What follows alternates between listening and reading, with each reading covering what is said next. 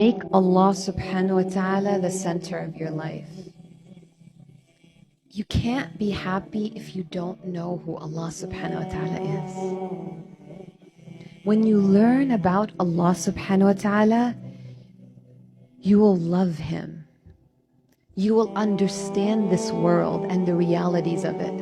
When you learn that Allah subhanahu wa ta'ala is Al-Wadud, the most loving, you'll see the world in a different way. When you know that Allah subhanahu wa ta'ala is the wise and that everything happens with His divine wisdom, your life will change. When you know that Allah subhanahu wa ta'ala is the one that controls everything in this world and that can fulfill all of your needs, you'll feel empowered next time you raise your hands and you go, Ya Rabb, knowing Allah subhanahu wa ta'ala. And you know, it's interesting.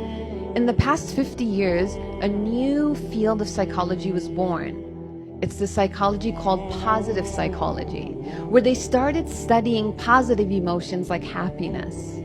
And something that they found is that happy people wake up every morning knowing their purpose in life. And Allah subhanahu wa ta'ala makes it very clear in the Quran what our purpose is. Allah says, I've only created jinn and mankind to worship me. That's their purpose. And you know what's interesting? And please write this down. The Prophet ﷺ, every morning he would do this sunnah, and it's a sunnah that many people don't know. When he would wake up in the morning, he would recite the last 10 ayat of Surah Ali Imran, Surah number 3, starting from verse 190. إِنَّ فِي خَلْقِ السَّمَاوَاتِ وَالْأَرْضِ وَاخْتِلَافِ اللَّيْلِ وَالنَّهَارِ لآيات لأولي الألباب الذين يذكرون الله قياما وقعودا وعلى جنوبهم ويتفكرون في خلق السماوات والأرض ربنا ما خلقت هذا باطلا سبحانك فقنا عذاب النار إلى آخر السورة, until the end of the ayat. When you go home tonight, make a note that tomorrow, since you all are inshallah off of work and school, that you will open those ayat and you will read them and you will read the translation.